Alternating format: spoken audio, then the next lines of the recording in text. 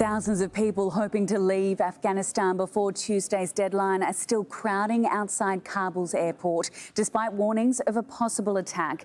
The United States, Australia and the UK have urged people to stay away because of what they say is an imminent threat from an ISIL offshoot in Afghanistan.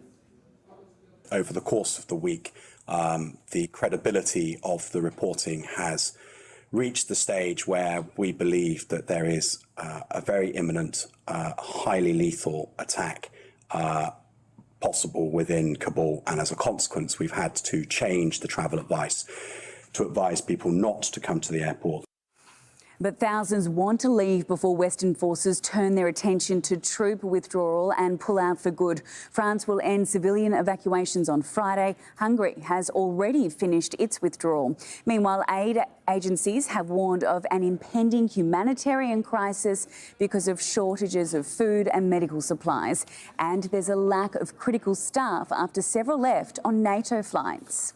Let's speak to Charlotte Ballas in Kabul now. Hello there, Charlotte. Thanks for joining us. What are the impact, these warnings of an imminent attack? What are they having on the airport and surrounds? Well, we just had a producer go to the airport to see for himself what the situation is like. He said it is incredibly tense, and we have been going down there most days, and it has been tense then, and he said it is much tenser now. People are very concerned about this threat from ISIL, people gathering. They've actually pushed back from the airport perimeter. The Taliban, very tense. He asked if we could film, and they said, no, please leave, get out of here immediately. They had put buses around the entrance to the south gate, where there's a big roundabout. Yesterday there were thousands of people down there. He said that they had pushed people back now, and those buses were blocking the gates so that nobody could get through. And also people have been pushed back from the perimeter in other areas also. So the Taliban really getting people away from the airport now. Talking to them earlier about this threat, they said, from what we understand, ISIL is planning car bombings in and around the airport, and that they want to cause maximum damage. What it means for the people that are evacuating and still are left in Kabul, and we know there's about 1,500 people with US passports still in and around Kabul, it means that US Special Forces, other nations are using Special Forces also to try and extricate their people via helicopter into the airport and try other avenues to get their people in. With only 5 days left of these evacuations, all foreign forces have to be out by Tuesday. For other people, for Afghans who may be interpreters and may be eligible to be on evacuation flights and have the correct paperwork, there are buses running where they can get on some of these buses. I know even from our own hotel, some buses are leaving from there, and they are trying to move people into the airport through different gates, liaising with the Taliban to streamline it so they're not stuck outside the airport too long. But that in itself is creating a dangerous situation, because then word gets out where these buses are leaving from, and thousands of people gather in mobs, just desperate to get on some of these last flights. And Charlotte, as you mentioned, Tuesday's deadline is really fast approaching. What's likely to happen post the 31st in terms of that infrastructure? Yeah, it's very, very difficult to know. When we've talked to US diplomats in recent months, they've said for us to stay, even for organisations like the UN to stay, other embassies to stay, we want foreign forces there to secure the airport. Now, the Taliban has said that's a red line for them, and that there will be no foreign forces left as of Tuesday. So we're still waiting to see what that means for the US. Are they willing to trust the Taliban and keep some of their embassy staff here and keep functioning? Will the UN be able to keep functioning without foreign forces or not? The Taliban is saying that whilst foreign forces have to leave, they do still want technical support. There's been an exodus of highly skilled people, and that even goes to the extent of, say, air traffic controllers. So they're asking, say, the Turks, for example, can you help us run the airport so that we can keep it open? So it's still very much in flux, with a lot of negotiations not going on behind the scenes. There is a little bit of news today that Kandahar airfield in the south has been opened, and that has received an international flight from Tajikistan, from Doctors Without Borders. So that is one possibility. Should Kabul airport be interrupted, international flights may still be able to carry on through Kandahar. Thank you for that update, Charlotte Ballas, for us live in Kabul. Several countries are already wrapping up their evacuations, partly because of the security concerns. Hungary, the Netherlands, Belgium and Poland are stopping their flights. France's Prime Minister says it will stop evacuating people from Kabul airport on Friday night.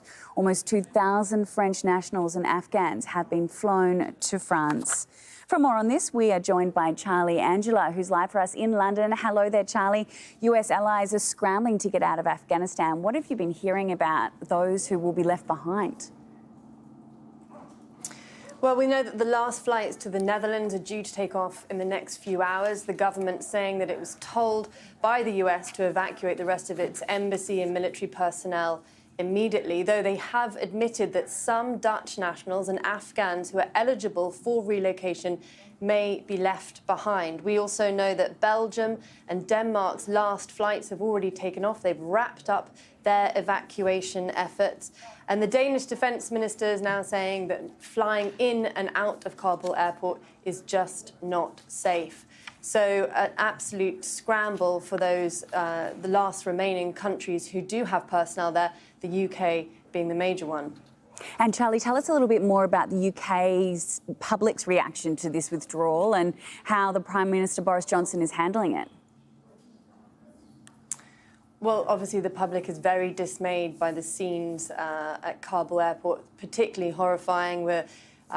Footage of people wading through sewage outside the gates of the airport as they tried to get in. Obviously, there's a lot of pressure for the UK to withdraw in a decorous manner from Afghanistan. That's just not happening. The optics are terrible, and there's a lot of pressure on Boris Johnson, who later on today will be doing a photo opportunity at a military base, receiving flights from Afghanistan. But already, there are burning questions. Was our intelligence so poor that we didn't see this coming? Why are we seeing such a shambolic exit?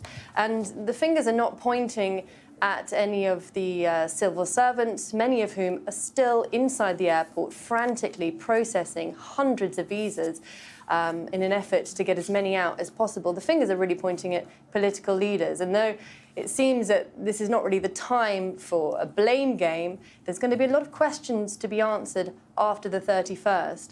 Today, we've heard the Armed Forces Minister, James Heatoney, issuing a very stark warning that the threat on Kabul airport, an attack, could come within hours. He's saying we're not being overcautious. This is a critical situation and people need to move back from the airport, as our correspondent Charlotte Bellis was saying. He's now saying that anyone left on the ground, and we're estimating to be about 1,000 Afghans who are eligible for relocation to the UK are still left behind.